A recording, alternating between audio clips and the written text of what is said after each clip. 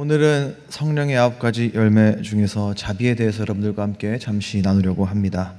말씀을 시작하기에 앞서 여러분들에게 하나 질문을 던져보고 싶습니다. 여러분들이 생각할 때 자비의 반대말이 뭐라고 생각하십니까? 아마 쉽게는요, 자비라고 하는 단어 앞에 없을 무자를 붙여서 무자비라고 생각을 하실 거예요. 맞습니다. 자비 없음이기 때문에 자비의 반대말이 될 수 있겠죠. 근데 가만히 생각해 보니까요, 말씀을 준비하면서 말씀을 묵상해 보니까 우리 청년들이, 또 청년들이 아니고 우리 일반 성도님들께서도 일상생활 가운데에서 심심치 않게 사용하시는 단어 중에서 이 자비라고 하는 단어의 반대말을 찾을 수 있더라고요. 우리에게 좀 더 익숙한 표현이죠. 일상에서 자주 사용하는 표현, 자주 사용하지만 이런 일이 많이 없기를 바라는 단어 뭐냐면요, 손절이더라고요. 손절. 왜 자비의 반대말을 제가 손절로 이야기를 할까요? 손절을 하고 혹은 이해하기 어렵고 안타깝고 또 어려운 일이지만 손절을 당하는 때가 주로 언제입니까? 주로 나에게 손해를 끼칠 때, 당연히 올 것이라 생각했던 친절과 착한 모습이 오지 않을 때, 혹은 사랑으로 품고 오래 참았음에도 불구하고 계속 실망시킬 때 우리는 손절을 합니다. 혹은 손절을 당하죠. 그래서 자비의 반대가 손절인 것 같습니다. 정확하게는 성경이 이야기하는 자비의 반대말이 손절. 성도 그리스도인의 삶과 인격 가운데에서 성령의 열매로서 자연스럽게 나타나고 보여줘야 할 자비의 반대말이 그래서 손절인 것 같더라고요. 보통 우리는 자비하면은요, 감정적인 동정심 혹은 인간적인 친절 정도를 생각을 합니다. 조금 더 가진 사람이 조금 덜 가진 사람에게 도움을 베푸는 것, 자비라고 생각을 하죠. 아주 틀리지 않습니다. 이 또한 자비입니다. 근데 여러분, 그래서 감정적인 동정이라던가 인간적인 친절, 이 또한 자비이기 때문에 그래서 세상 사람들도 이 정도의 자비는 합니다. 무슨 말이냐, 성령의 열매에 대해서 여러분들과 함께 이야기를 나누면서 항상 반복했던 것처럼 성도 그리스도인의 인격과 삶에 드러나는 성령의 열매로서의 이러한 것들은요, 달라야 해요. 감정적인 동정심과 인간적인 친절 혹은 여유가 있기에 흘려보내는 이러한 수준과는 달라야 한다는 거죠. 성경은 자비에 대해서 이렇게 이야기하고 있지 않기 때문입니다. 그래서 우리는 성경이 이야기하는 자비, 성령의 열매로서 자비가 무엇인지 올바르게 알고 있어야 해요. 오늘은 구약 성경에 기록된 하나의 사건을 통해서 성도의 자비가 무엇인지, 성도 그리스도인의 삶과 인격 가운데에서 자연스럽게 드러나야 할 자비가 무엇인지 하나의 사건을 통해서 조금 살펴보고자 합니다. 오늘 본문은요, 사무엘하 9장이에요. 사무엘하 9장의 배경은요, 이 왕조가 사울에서 다윗으로 왕조가 바뀌는 시기의 이야기를 담고 있습니다. 사무엘하 9장 1절 상반절을 보면은요, 다윗이 이르되 사울의 집에 아직도 남은 사람이 있느냐라고 해요. 자, 다윗이, 지금 왕이 된 다윗이 이전 왕이었던 사울의 집안에 남은 사람이 아직 있는지를 묻습니다. 찾는 거예요. 왜 부르고 왜 찾는지를 우리는 어렵지 않게 추측해 볼 수 있습니다. 고대 근동에서는요, 새로운 왕조가 들어서면은 이전 왕조에 남은 왕족들을 모두 몰살시키는 정치적인 관례가 있었어요. 왜요? 후환을 없애는 거죠. 어떤 후환입니까? 다시 한번 왕이 되겠다고 반란을 일으킬 수 있는 후환이 있었기 때문에 이들을 제거하는 게 필연적이었다라고 하는 거예요. 특별히 왕가의 남성 후손들을 제거하는 것이 일반적이었다고 합니다. 다윗도 그렇다면은 이제 왕이 되었으니 사울 집안에 남아있는 어떠한 사람들을 찾아서 후환을 없애기 위해서, 이들을 제거하기 위해서 묻고 찾는 것일까요? 그렇지 않았습니다. 사무엘하 9장 1절 하반절을 보면은요, 이렇게 이야기를 하고 있습니다. 내가 요나단으로 말미암아 그 사람에게 은총을 베풀리라 하니라. 은총을 베풀리라고 한대요. 여기 은총이라고 하는 단어가 히브리어로 그 유명한 헤세드, 자비입니다. 다윗이 사울 집안의 사람을 찾아요. 후환을 없애기 위해서가 아니라 은총을, 자비를 베풀기 위해서 찾는 겁니다. 그래서 사울의 집안에서 종으로 일하던 사람 하나를 데리고 와요. 이름이 재밌습니다. 이름이 시바예요. 발음을 잘해야 될 것 같습니다. 시바. 이 시바에게 다윗이 사울 집안에 남은 사람이 있는지를 물어요. 찾는 이유도 명확하게 밝힙니다. 은총을 베풀고자 하노라라고 이야기를 해요. 그래서 이 시바가 이야기를 듣고 대답을 합니다. 사무엘하 9장 3절 하반절에요. 시바가 왕께 아뢰되 요나단의 아들 하나가 있는데 다리 저는 자니이다 하니라. 이렇게 기록을 하고 있습니다. 요나단의 아들인데 다리를 전다라고 해요. 여기서 다리를 전다라고 하는 것은요, 장애가 있다는 것을 의미합니다. 요나단의 아들 그리고 다리 저는 자. 성경을 읽어보신 분들은요, 어렵지 않게 이 사람이 누구인지 알고 계실 겁니다. 바로 무비보셋이에요. 그가 다리를 저는 이유는요, 왕조가 바뀔 때 이제 이 무비보셋의 할아버지였던 사울과 아버지였던 요나단이 죽었다는 이야기를 듣고 그를 기르던 유모가 데리고 도망치다가 아기 무비보셋을 떨어뜨립니다. 그래서 양 다리에 장애를 얻게 되는 거예요. 자, 두 다리를 저는 이전 왕가의 자손입니다. 상황적으로 정황으로 보아서 아마도 어딘가에 숨어 살고 있어야 할 것 같아요. 왕조가 바뀐 이 무비보셋의 입장에서는요, 언제 죽을지 모르기 때문에 숨어 살아야만 숨 쉴 수 있기 때문에 아마도 철저하게 숨어 살고 있었을 것 같습니다. 오늘 말씀을 보면은요, 이 무비보셋의 거주지에 대해서 4절에는요 굉장히 상세하게 기록을 합니다. 이렇게 기록을 하고 있어요. 왕이 그에게 말하되 그가 어디 있느냐 하니 시바가 왕께 아뢰되 로드발 암미엘의 아들 마길의 집에 있나이다 하니라. 로드발 암미엘의 아들 마길의 집이라고 아주 상세하게 기록을 하고 있습니다. 너무 자세해요. 그냥 요나단의 아들 다리 저는 자가 있습니다. 그가 어디 있느냐, 어딘가에 살고 있습니다 라고 굳이 이 지명을 밝히지 않아도 이 이야기의 진행에 큰 어려움은 없습니다. 그럼에도 불구하고 성경은 이 무비보셋의 거주지를 아주 상세하게 기록을 하고 있어요. 암미엘의 아들 마길의 집, 그리고 로드발은 지명입니다. 자, 이 로드발이라는 단어를 먼저 볼게요. 로와 드발 두 개로 나누어서 봐야 합니다. 히브리어로 로는요, 노, 아니다라는 뜻을 가지고 있어요. 그러니까 드발이 아니다라는 의미를 가지고 있는 지명이겠죠. 드발은 목초지 혹은 만족이라는 의미를 갖고 있습니다. 그러니까 로드발은요, 목초지가 없는 곳 혹은 만족이 없는 메마른 황무지, 만족이 없는 곳, 이러한 의미로 우리가 이해를 하면 될 것 같아요. 그러니까 목초지가 없으니까 유목민이었던 이들에게는 생존 자체가 거의 불가능한 곳, 이러한 곳에서 무비보셋은 스스로 자립하지 못한 채 암미엘의 아들 마길의 집에 얹혀 지내고 있었던 거예요. 처참한 현실 아닙니까? 스스로도 자신의 처지가 어떠한지 잘 알고 있었을 거예요. 다윗이 왕이 되었다는 소식을 듣고 이 무비보셋은 나는 이제 곧 죽겠구나 라고 생각을 아마 하고 있었을 것입니다. 오늘 말씀을 보면은요, 이 무비보셋이 자기 자신을 어떻게 생각하고 있는지를 기록을 하고 있어요. 사무엘하 9장 8절 말씀인데요, 한번 다 같이 읽어보면 좋겠습니다. 함께 읽게요. 자, 시작.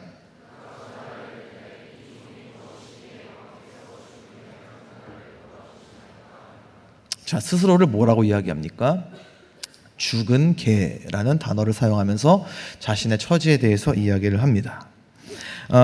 이 죽은 개라고 하는 단어를 쓴 이유가요, 이제 왕이 된 다윗이 이전 왕가였던 자신을 불러서 그 사람 앞에 무릎을 꿇고 있을 때 여기서 말을 좀 잘해서 어떻게든 살아남기 위해서 좀 목숨을 구해보고자, 목숨을 구걸하기 위해서 사용한 표현이 아닙니다.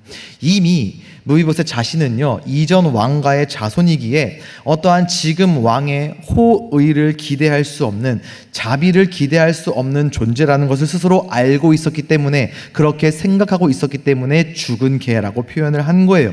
당장 지금 현실에서 스스로가 무가치하고 절망적인 존재라는 것을 알기 때문에 나왔던 표현입니다.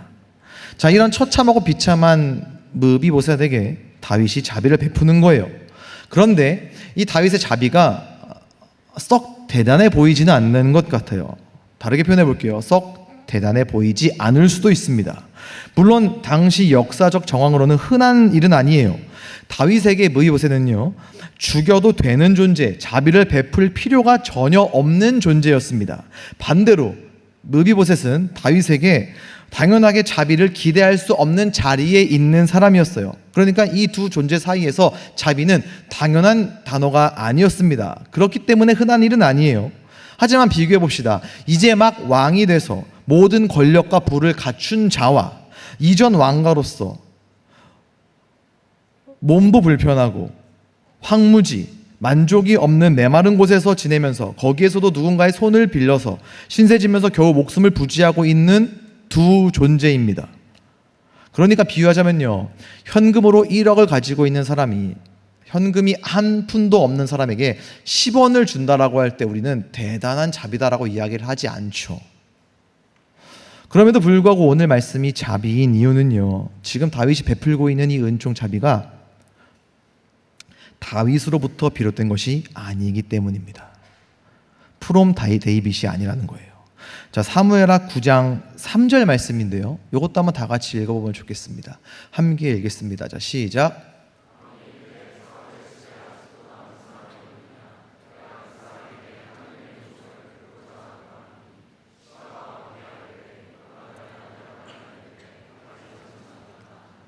자, 다윗이 므비보셋을 찾으면서 그의 종 시바에게 한 말이죠. 자, 은총을 베푼다고 합니다. 근데 어떤 은총이라고 합니까? 하나님의 은총이라고 해요. 그 사람에게 하나님의 은총을 베풀고자 하노라라고 합니다. 다윗 자신이 은총을 베푸는 게 아니에요. 다윗의 은총이 아닙니다. 다윗 자신은 철저히 통로고 어떤 수단이 된다라는 것을 이야기하고 있는 거예요. 그럼 우리는 질문을 던져야겠죠. 왜? 다윗은 하나님의 은총을 베풀고자 하노라라고 이야기를 했을까? 왕이 된 기념으로요, 여러분, 다윗은 하나님의 은총이 아니라 자신은 이전 왕조와 다르다, 나는 조금 더 관대하다라는 정치적인 선전을 위해서 그냥 내가 은총을 베풀고자 하노라, 나의 은총을 베풀고자 하노라라고 충분히 이야기할 수도 있었습니다. 어렵지 않았어요. 하나님이라고 한 단어만 쓱 빼면 됩니다. 그러면은 많은 사람들이 이번 왕은 지난 왕과는 다르구나, 정책도 다르겠구나, 훨씬 더 인격적이겠구나라는 어떠한 기대감을 줄 수 있는 정치적으로 굉장히 괜찮은 선택지가 다윗에게도 있었다라고 하는 거예요. 근데 그렇게 하지 않았어요. 분명히 선포했습니다. 하나님의 은총을 베풀겠다고요. 왜? 어떻게 다윗은 하나님의 은총을, 하나님의 자비를 이야기할 수 있었을까요? 다윗이 태어났을 때부터 모태 천사라서 모태에서부터 마음이 그냥 아주 선량해가지고 이 므비보셋을 보자마자 긍휼의 마음이 막 물밀듯이 일어나서 그에게 자비를 베푼다라고 했을까요? 아닙니다. 다윗 역시나 우리와 같이 죄된 본성을 가진 인간으로 태어났습니다. 우리는 다윗의 삶, 특별히 왕이 되기 이전 다윗의 삶을 알고 있습니다. 여러분, 왕이 되기 전 다윗의 삶이 어떠했는가요? 화려했습니까? 찬란했습니까? 아닙니다. 다윗의 삶은요, 결코 화려하거나 찬란하지 않았습니다. 가장 1차적으로 보호받고 존귀한 대접을 받아야 할 가정에서부터 다윗은 그런 대접을, 그런 보호를, 그런 취급을 당하지 못한 채 자라왔어요. 자, 하나님께서 타락한 사울을 버리고 새로운 왕을, 이스라엘의 왕을 세우겠다고 하셨습니다. 그래서 사무엘로 하여금 이새의 집에 보내셨어요. 우리가 잘 알고 있는 이야기입니다. 사무엘이 이새의 집에 갔어요. 그리고 첫째 아들 엘리압을 보고 이 사람이구나 라고 했습니다. 하지만 하나님께서 막으셨어요. 하나님께서 막으시면서 뭐라고 말씀하셨습니까? 성경에서 볼 수 있는 최고의 위로, 성경에서 우리가 마주할 수 있는 최고의 위로되는 말씀을 하나님께서 여기서 하셨죠. 하나님께서 뭐라고 하십니까? 그의 용모와 키를 보지 말아라. 공감이 안 가시나요? 많이 하실 것 같은데. 용모와 키를 보지 말아라. 성경이 주는 최고의 위로라고 전 개인적으로 저한테는 그렇게 다가왔습니다. 그렇게 이새의 둘째 아들부터 첫째 아들부터 내림차순으로 쭉 봐요. 근데 하나님이 사인을 주시지 않는 거예요. 그래서 이새가 물어봤습니다. 아들이 이게 다냐? 그랬더니 이새가 뭐라고 해요? 막내가 하나 있는데 양을 지킵니다 라고 해요. 자, 여러분, 이게 무슨 뜻일까요? 자, 가족들이 다 모여 있습니다. 이 가족들 중에서 왕이 나올 수도 있는 상황이에요. 그렇다면 다 불러야죠. 아빠 입장에서 이 자식들 중에서 하나님이 세우실 왕의 후보가 있다면 아들이 8명이라면 8명 다 불러야 돼요. 근데 지금 한 명을 빼고 데리고 온 겁니다. 양을 치고 있었다고 해요. 다윗의 위치를 보여주는 거죠.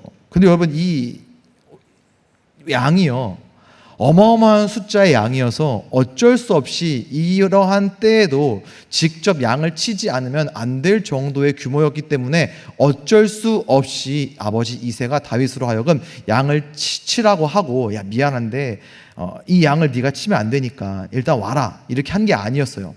성경을 보면은 이 양에 대해서 분명하게 기록을 합니다. 굉장히 적은 숫자의 양, 영어 성경으로 a few sheep이라고 이야기를 해요.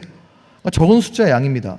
그러니까 그렇게 많은 숫자도 아니고 적은 숫자이기 때문에 그냥 놓고 얼마든지 올 수 있었어요. 그럼에도 불구하고 다윗을 부르지 않았다? 이거는요 집안에서 다윗의 위치를 알려주는 겁니다. 그는 결코 존귀한 아들이 아니었어요. 대접받는 아들이 아니었습니다. 조금 더 직설적으로 이야기해 볼게요. 그는 아버지에게 소중한 아들이 아니었습니다. 가정에서도요 있어도 그만 없어도 그만인 아들이었다라고 하는 거예요. 결코 집에서도 존귀한 대접을 받지 못한 채 그냥 그 정도의 취급만 받던 존재였습니다. 그 이후 다윗은 무엇을 했습니까? 골리앗을 쓰러뜨렸죠. 하나님의 군대를 모욕하는 골리앗을 무너뜨렸습니다. 이 역시나 자신이 전쟁 영웅이 되기 위한 혈기로 한 게 아니라 하나님의 군대를 모욕하는 적군을 쓰러뜨리고자 하는 거룩한 분노, 의로운 분노, 의분이었어요. 이후 다윗의 삶이 어떻게 되었습니까? 전쟁 영웅답게 사람들에게 인정받고 존귀하게 여김을 받았나요? 사람들은 좋아했습니다. 하지만 사울이 질투했기 때문에 그때부터 도망자 신세가 되죠. 3,000명의 체포조에게 쫓기면서 10수년을 지명수배자로 삽니다. 그 삶이 어떠했겠어요? 짐승처럼 굴에 숨어서 지내기도 하고 살기 위해 적국 블레셋 땅으로 망명하기도 합니다.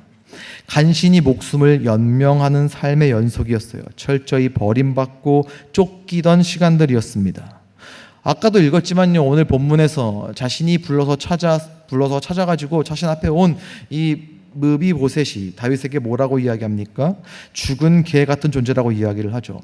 다윗이 딱 그랬어요. 다윗이 죽은 개 같은 존재였습니다. 아무런 힘도 내세울 것도 없는 존재였다는 것을 스스로 모를 수가 없는 그러한 삶이었기 때문에 지금 이 아이의 모습이 이전 나의 모습과 같구나라는 것을 모를 수가 없는 다윗이었습니다. 자, 그렇다면 여러분 왕이 된 이후에 다윗은요 이전 삶에 대한 보상으로서 스스로에게 주는 보상 차원으로서 더 칼날을 휘두를 수도 있었어요.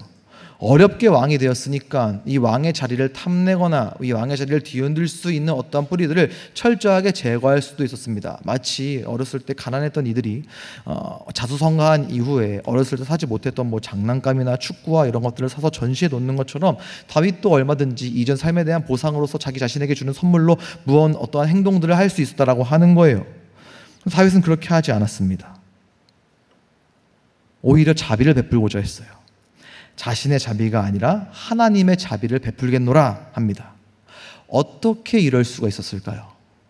바로 다윗이 이러한 죽은 개 같은 인생에서 다윗이 먼저 하나님의 자비를 경험했기 때문입니다.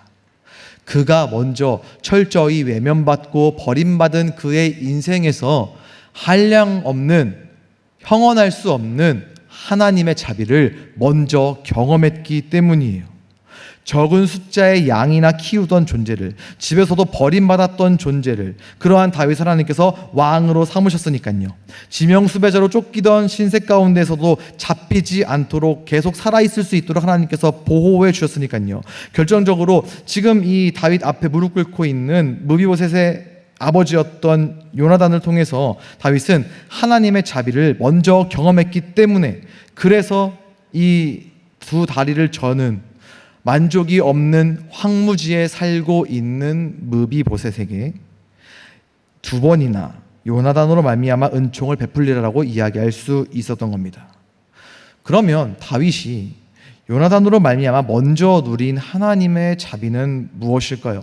자, 사무엘상 18장 3절에서 4절 말씀을 보면은요, 요나단은 다윗을 자기 생명같이 사랑하여 더불어 언약을 맺었으며 자기가 입었던 겉옷을 벗어 다윗에게 주고 자기의 군복과 활과 띠도 그리하였더라 기록을 하고 있습니다.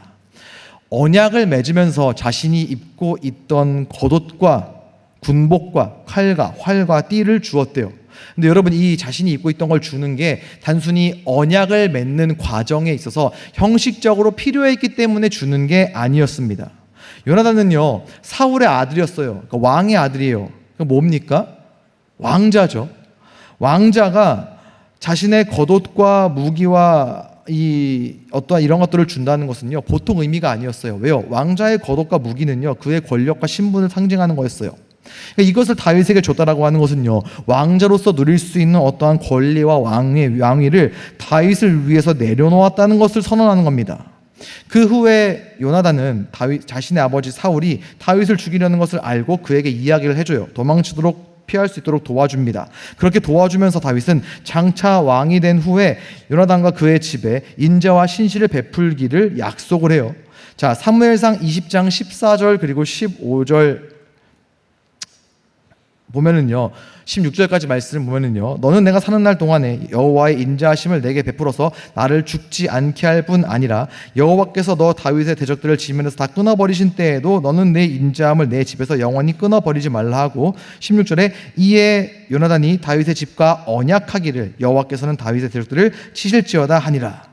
그래요, 다윗과 요나단 사이에는요, 이게 중요합니다, 언약이 있었어요. 언약. 언약을 맺은 이유가 뭐예요? 사무엘상 18장 3절 우리가 읽었던 말씀에서 밝히고 있는 것처럼 요나단이 다윗을 사랑했기 때문입니다. 사랑해서 언약을 맺은 거예요. 사랑으로 맺은 언약입니다. 이게 언약과 계약이 다른 이유예요.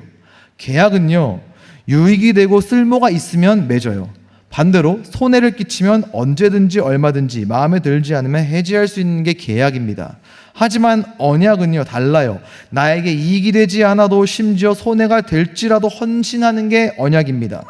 요나단은요, 아버지 사울이 왕이었기 때문에 자연스럽게 그 다음으로 왕이 될 수 있는 사람이었어요. 그렇다면 지극히 인간적인 차원으로서 이 요나단과 다윗은 친하게 지낼 필요가 전혀 없는 사람들이었습니다. 오히려 요나단은 이 다윗을 일찍 제거하는 게 그에게 더 유리한 상황이었습니다. 하지만 그렇게 하지 않았어요. 오히려 다윗을 자기 생명과 같이 사랑해서 언약을 맺었습니다. 그래서 자비를 베풀었어요. 그러니까 다윗은 이 요나단으로 말미암아 하나님의 자비, 언약에 기초한 변함없고 희생적인 사랑으로서의 이 자비를 먼저 경험한 거예요. 오해하지 않았으면 좋겠습니다. 지금 다윗은 앞에 있는 요나단의 아들 므비보셋을 보면서, 죽은 개와 같다고 고백하는 그들을 보면서 과거에 자신이 요나단으로 말미암아 경험한 어떠한 신세진 것을 갚기 위해서 자비를 베풀겠노라 하는 게 아닙니다. 신세를 갚는 게 아니에요. 계약이 아니라 변함없고 희생적인 사랑, 언약에 기초한 하나님의 자비를 그가 먼저 경험했기 때문에 통로로서 그 자비를 베풀고자 지금 이 사람을 부른 겁니다. 헤세드는요, 자비는요, 계약적 사랑이 아니라 언약적 사랑이에요. 상대방이 유익이 되지 않아도 심지어 막대한 손해를 끼친다 할지라도 내가 너를 사랑하기로 맺은 그 약속으로 인하여 포기하지 않는 것, 끝까지 헌신하고 집요하게 사랑하는 게 바로 헤세드예요. 이 헤세드를 먼저 경험한 다윗이기 때문에, 먼저 경험해서 알고 있었기 때문에 이제는 이것을 베풀겠노라 하는 거죠. 경험해서 아는 사람으로서 다윗 자신의 인생의 그 혹독한 골짜기에서 처절한 상황 가운데에서 경험했던 하나님의 그 압도적인 자비, 가득 채워진 그 자비가 이제는 그에게서 차고 흘러 넘치고 있는 거예요. 하나님의 그 압도적인 자비와 사랑이 다윗에게서 그의 인격과 그의 삶에서 가득 채워져가지고 채워지다 못해 이제는 흘러 넘치니까 주변에 있는 사람들이 그 유익을 보는 거죠. 그래서 하나님의 은총을 베풀겠노라 이야기할 수 있었던 겁니다. 자, 그 내용을 한번 볼게요. 그 다윗에게 차고 흘러 넘치는 하나님의 자비가 어떻게 므비보셋에게 흘러 넘치는지, 자, 사무엘하 9장 7절 말씀 보겠습니다. 함께 읽을게요. 자, 시작.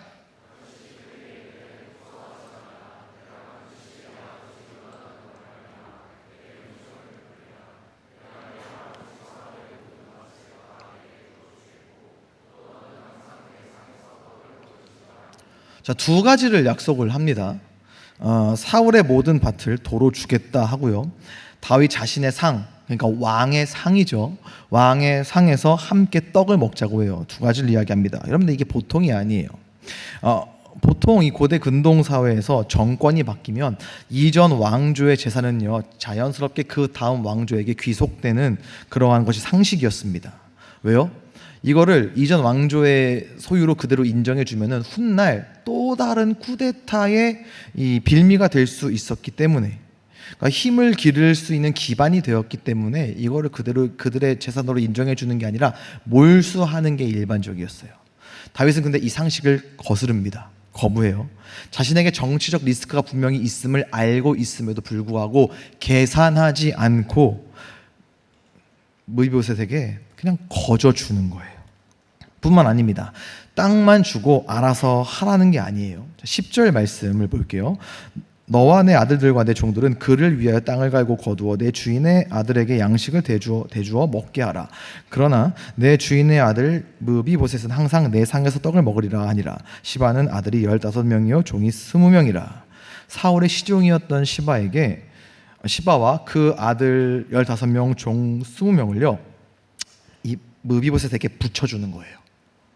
그들로 하여금 땅을 갈고 양식을 거두어서 평생 무비보셋을 공양하도록 일종의 시스템을 만들어서 마련해 준 겁니다. 참 섬세하죠. 우리가 함께 나눈 것처럼요, 이 무비보셋은 양 다리를 저는 사람이었습니다. 그가 가진 장애 그리고 무능력과 상관없이 평생토록 풍성한 공급을 누릴 수 있도록 해준 거예요. 그리고 자신의 상에서 함께 떡을 먹도록 합니다. 이 고대 근동에서 왕의 식탁에서 함께 먹는다는 것은요 아주 중요한 의미를 가지고 있었어요. 그 왕의 식탁에서 함께 먹는 사람을 왕과 동일한 어떠한 이 가족으로 인정하고 동급의 지위로 인정하고 대우한다는 것을 의미했거든요. 왕은 아무나와 식사하지 않죠. 왕족 혹은 유력한 가문의 핵심들과만 식사를 했습니다. 즉 다윗은요 몰락한 이전 왕조 사울의 후손으로서 수치 그리고 생명의 위협을 안고 살아가는 이 무비보셋에게 신분을 회복시켜 준 거예요. 그리고 이것을 공적으로 선언한 겁니다. 몰락한 이전 왕가의 자손에서 현재 왕이 된 다윗 자신의 아들의 자리로 입양시켜 준 거예요. 재밌는 건요 여러분, 다윗의 이 자비가 여기서 끝나지 않아요. 다윗이 무비보셋에게 흘려보낸 그에게 흘러 넘친 다윗이 먼저 경험하고 알고 있었던 하나님의 그 자비가 여기서 끝나는 게 아니라 다윗에게 다시 돌아오더라고요. 어떻게 돌아오느냐? 오늘 등장인물 중에 한 명인 암미엘의 아들 마길. 오늘 이 스토리에서 잠깐 언급된 인물인 것 같은데 사실 이 마길도 하나님의 자비를 아는 사람이었습니다. 왜요? 이전 왕조의 자손을 자신의 집에서 거두고 있다는 건요 현 왕조에 대한 반역일 수 있잖아요. 다윗에게 반하는 행동이잖아요. 다윗이 하나님의 은총을 베풀겠다라고 이야기하지 않았다면은 마길도 같이 목숨을 잃을 수 있는 상황이었습니다. 그럼에도 이 두 다리를 저는 이전 왕조의 아들이었던 이 무비보셋이 자신에게 어떠한 경제적으로 유익이 되지 않는다는 것을 마길이 얼마든지 알고 있었음에도 불구하고 그를 책임지고 있었어요. 데리고 있었습니다. 근데 여러분, 이 마길이 하나님의 자비를 이미 알고 있었던 이 마길이 사무엘하 17장에 다시 한번 등장을 해요. 우리가 알고 있는 것처럼 다윗은 자신의 아들이었던 압살롬의 쿠데타를 피해 도망치는 사건이 있었어요. 급하게 피하느라 신발조차 신지 못하고 마하나임으로 도망치는 굉장히 극한의 위기 상황이었습니다. 다윗의 입장에서는요 권력도 잃어버렸어요. 아무도 그를 도와주고자 하지 않는 상황이었습니다. 그때 침대와 밀과 보리와 꿀과 버터와 식량을 가지고 다윗을 찾아와 가지고 도와준 이들이 있었어요. 근데 그 중에 하나가 바로 오늘 말씀의 마길입니다. 사무엘하 17장 당시는요 다윗의 아들 이 압살롬의 반역이 너무나 거세서 압살롬이 이길 수밖에 없어 보이는 상황이었어요. 그러면요 다윗을 돕는 거는 후일 압살롬이 왕이 될 경우에 역적으로 몰릴 수 있는 빌미를 주는 행위였죠. 역적으로 몰리면 가문이 몰살당합니다. 마길이 이걸 모르지 않았어요. 정황을 보면은 압살롬이 이길 수밖에 없어서 다윗을 도와주면 나중에 나에게 해가 되겠구나, 이걸 모르는 바보 모질이가 아니었습니다. 근데 마길은 계산기를 두드리지 않았어요. 누가 더 유리하구나, 누구를 도와야 내 훗날이 더 좋겠구나 라고 하고 각을 재고 보지 않고 따지지 않았습니다. 무비보셋을 돌보던 때처럼 다윗에게 자비를 베풀었어요. 자신이 돌보던 만족이 없는 황무지에서 거두고 있었던 그 무비보셋에게 하나님의 자비를, 하나님의 은총을 베푼 다윗에게 그 또한 하나님의 자비를 지금 베풀고 있는 거예요. 다윗의 입장에서는요, 자신의 삶에 충만하게 넘치는 하나님의 자비를 흘려보냈고 훗날 하나님의 자비를 다시 흘려보냄 받았다라는 거예요. 다윗이 보여준 하나님의 자비는요, 참 귀하죠. 세상에서는 결코 이해할 수 없는 방식이고 세상은 결코 이해할 수 없는 마음입니다. 하지만 여러분, 이런 다윗은요, 마찬가지로 우리와 같은 죄된 본성의 사람이었습니다. 이런 자비로운 다윗이 나중에는요, 무자비한 일을 저지릅니다. 자신의 간음을 덮기 위해서 그 충성스러운 군사를 전장으로 보내서 죽게 만드는 무자비한 행위를 저지르는 게 바로 다윗이에요. 그러니까 우리는 오늘 말씀에서 이 하나님의 자비를 흘려보낸 이 다윗에게 시선이 머물러 있으면 안 됩니다. 다윗이 이 무비보셋에게 흘려보낸 하나님의 자비는요, 훗날 오실 더 위대하고 완벽한 왕이 베푸실 자비의 그림자니까요, 우리는 그분을 봐야 하죠. 훗날 오실 더 위대하고 완벽한 자비의 왕, 누구입니까? 바로 예수 그리스도예요. 우리는 오늘 말씀을 통해서 우리 시선이 그리스도께까지 가야 합니다. 오늘 말씀의 이 무비보셋은요, 로드발, 만족이 없는 곳 황무지의 두 다리를 절면서 숨어 지내고 있었어요. 우리도 크게 다르지 않습니다. 하나님을 떠나 영적인 무능력과 결핍 가운데에 세상이라고 하는 황무지에 살고 있는 존재들이었습니다. 영적인 다리를 절면서 하나님 앞에 감히 나아갈 수 없는 죽은 개와 같은 존재들이 이 자리 가운데 있는 저와 여러분이라고 하는 거예요. 그런 우리에게 참된 왕 예수 그리스도께서 찾아오셨죠. 다윗은요, 이 무비보셋을 찾을 때 궁에 앉아서 신하들을 시켜서 찾아오라고 했어요. 근데 여러분, 자비의 왕이신 예수 그리스도께서는요, 하늘 영광 버리고 이 로드발과 같았던 황무지와 같은 이 땅 가운데에 직접 우리와 같은 인간의 몸으로 찾아오셨습니다. 이 땅에 친히 오셨어요. 다윗은 자신의 식탁에 자리 하나 내어주고 자신의 재산 가운데에서 그냥 작은 일부만 넘겨주었습니다. 하지만 예수님은요, 원수된 우리가 하나님의 식탁에 앉도록 하기 위해서 십자가에 자기 자신을 내어주셨습니다. 다윗의 자비는 무상이었어요. 하지만 예수님의 자비는 주님의 피와 생명이라고 하는 무한한 대가가 지불된 희생이었습니다. 그러한 자비였어요. 그래서 우리는 압도적인 은혜라고 이야기할 수 있는 겁니다.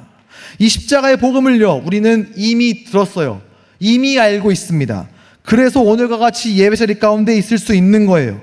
그래서 우리는요, 영원한 사망의 로드발에서 건져내어 영광스러운 하나님의 식탁에 우리를 앉혀주신 예수 그리스도의 이 압도적이고 충격적인 십자가의 사랑을 매 순간 매일매일 생생하게 기억할 수 있는 사람들이 바로 저와 여러분이라고 하는 거예요. 그래, 내가 죽은 개였지. 그래, 내가 자격이 없는 사람이었지. 그런데 하나님께서 나를 향해 계산하지 않고 예수 그리스도 보혈의 은혜로 말미암아 나를 자녀 삼아 주셨지 라고 하는 이 복음의 은혜를 매 순간마다 기억할 수 있는 사람들이라고요. 이 십자가의 은혜가 굳어진 우리 마음 가운데에 성령으로 인하여서 들어올 때, 그 성령으로 말미암아 이 은혜가 우리의 굳은 마음을 녹여낼 때 우리의 삶과 우리의 인격을 통해서 성령의 열매로서의 자비가 맺어지게 된다라고 하는 거예요. 여러분, 그리스도인은 달라야 합니다. 달라야 해요. 다릅니다. 하지만 우리의 힘과 우리의 능력과 우리의 노력으로 달라져야 한다는 게 아니에요. 우리의 어떤 도덕적인 노력이나 일시적인 동정심으로는요, 여러분, 끝까지 자비를 베풀 수 없습니다. 우리의 에너지를 쥐어짜서 만들어내는 어떠한 친절은요, 한계에 부딪혀요. 그리고 그 한계에 부딪히면은요, 이 친절은요, 처음 의도와 다르게 분노로 변질되기도 합니다. 그래서 성령의 열매라고 하는 거예요.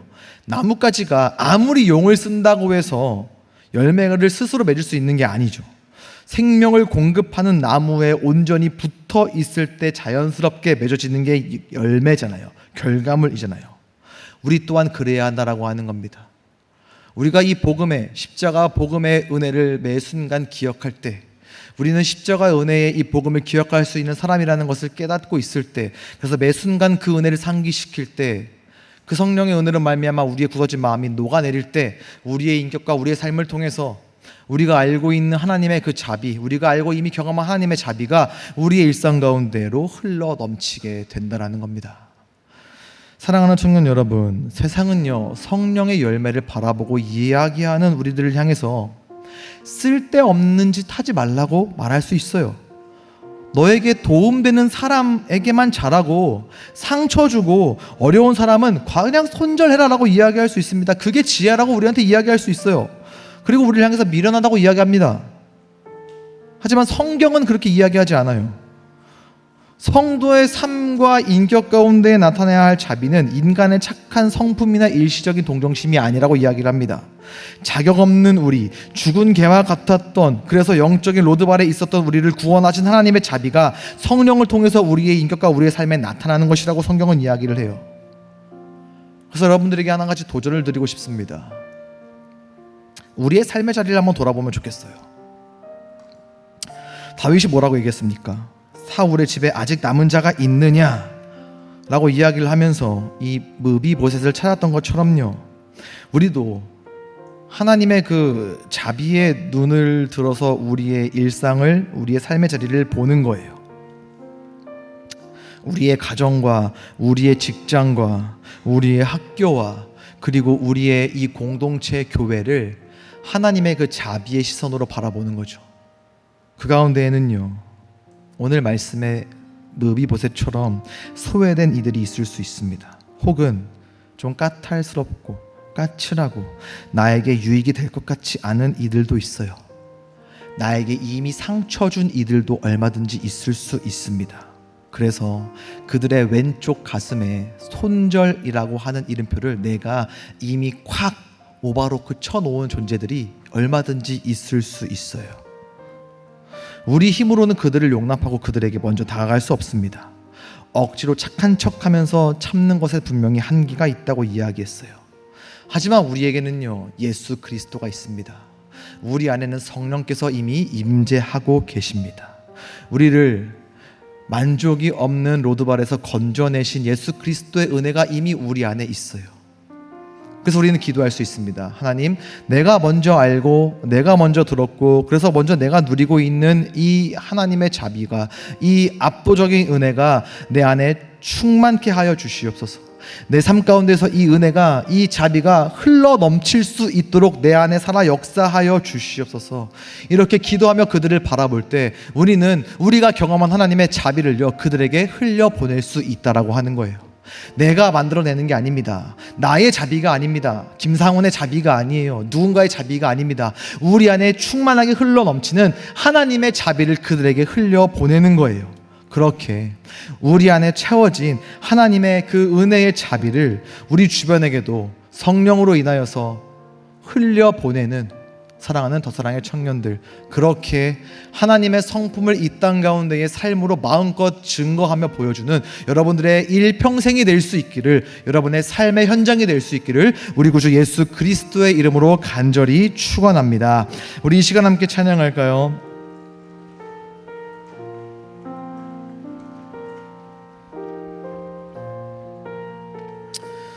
여러분, 성도는요 삶의 자리에서 매 순간 예수를 닮아가야 할 사람들입니다. 자비로우신 그 예수님의 성품을 닮아가며 우리 안에 풍성하게 채워지는 그 하나님의 자비를 흘려보내는 것, 그것들을 흘려보내기 위해 하나님의 시선으로, 하나님의 시선이 향한 곳들을 바라보는 것, 그게 성도의 삶과 인격에 드러나야 할 성령의 열매로서의 자비인 줄로 믿습니다. 하나님, 그렇게 살아갈 수 있기를 소망합니다. 그렇게 살아가겠습니다라는 결단의 마음으로 이 찬양 하나님 앞에 올려드렸으면 좋겠습니다.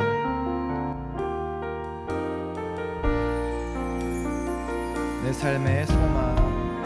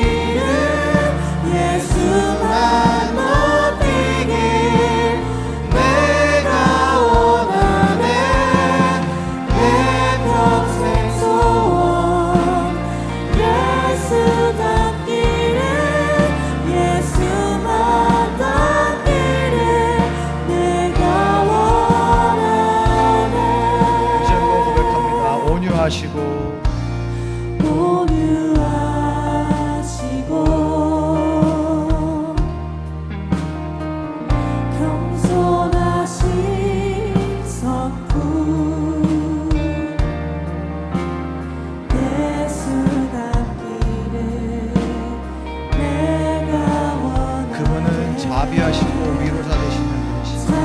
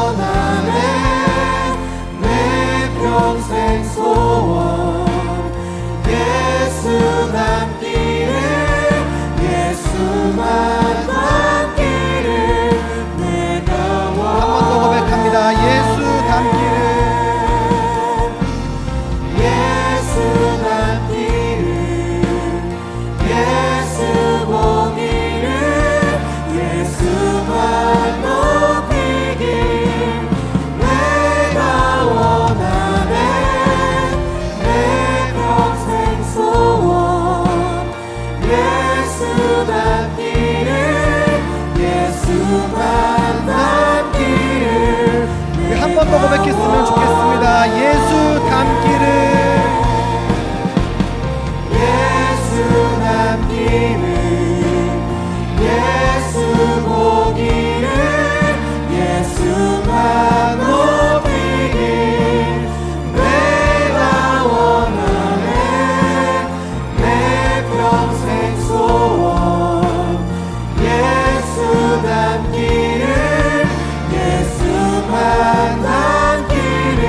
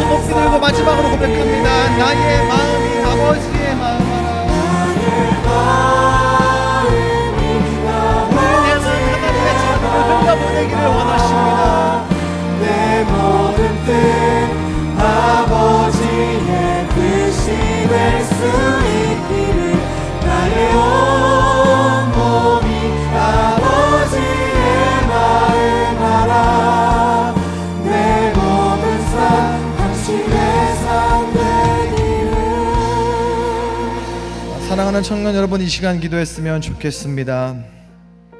여러분, 우리 주변에는요, 우리 안에 풍성이 채워진 하나님의 자비가 필요한 이들이 많이 있습니다.